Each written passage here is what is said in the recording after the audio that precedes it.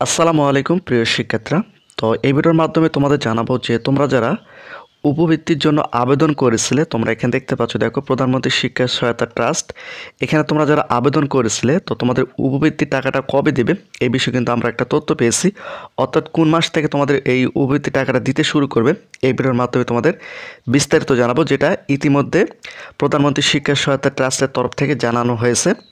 তো কবে থেকে তোমাদের উপবৃত্তি টাকাটা বিতরণ শুরু হবে এই ভিডিওর মাধ্যমে তোমাদের জানাবো।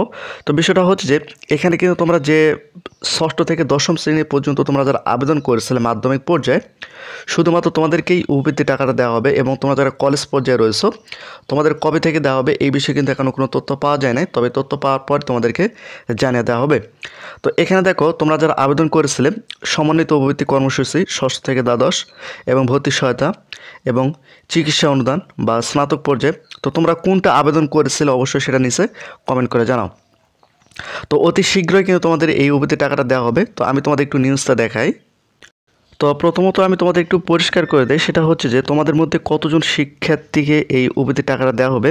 এখানে যদি তোমাদের একটু টার্গেট করে দেয়, এখানে তোমরা দেখতে পাচ্ছ, দেখো জানা গেছে মাধ্যমিক ষষ্ঠ থেকে দশম শ্রেণী পর্যন্ত 2023-24 অর্থ বছরে 44,61,000 শিক্ষার্থীকে উপবৃত্তি দেওয়ার লক্ষ্যমাত্রা নির্ধারণ করা হয়েছে।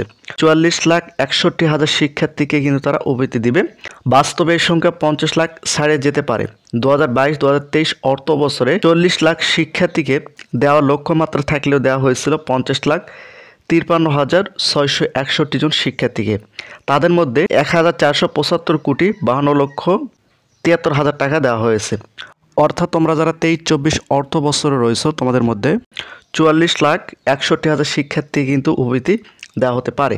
এখন বিষয়টা হচ্ছে যে এই উপবৃত্তির টাকাটা কবে দিবে, যেটা আমরা জানতে পেরেছি। তোমাদের একটু দেখায়, এখানে তোমরা দেখতে পাচ্ছ, দেখো এখানে যদি তোমাদের একটু টার্গেট করে দেয়, মাধ্যমিক ও উচ্চ মাধ্যমিক শিক্ষার্থীরা উপবৃত্তির টাকা চলতি মে মাসের শেষ থেকে জুনের মধ্যে পাবে। অর্থাৎ মে মাস থেকে জুন মাসের মধ্যে তোমরা এই উপবৃত্তির টাকাটা পাবা। অর্থাৎ তোমরা যারা প্রধানমন্ত্রী শিক্ষা সহায়তা ট্রাস্টে এখানে তোমরা যারা আবেদন করেছিলে, তোমরা কিন্তু মে থেকে জুন মাসের মধ্যে তোমাদের উপবৃত্তির টাকাটা কিন্তু এখানে তোমরা পাবে, যেটা এখানে উল্লেখ করা হয়েছে। তবে তারিখ এখনও নির্দিষ্ট করা হয়নি। প্রধানমন্ত্রী শিক্ষা সহায়তা ট্রাস্টের মাধ্যমে এ টাকা দেওয়া হয়। ট্রাস্টের সহকারী পরিচালক মোহাম্মদ আনোয়ার হোসেন সোহাগ গণমাধ্যমকে এ তথ্য জানিয়েছেন। অর্থাৎ মে থেকে জুন মাসের মধ্যে তোমরা এই উপবৃত্তি টাকাটা কিন্তু পাবে।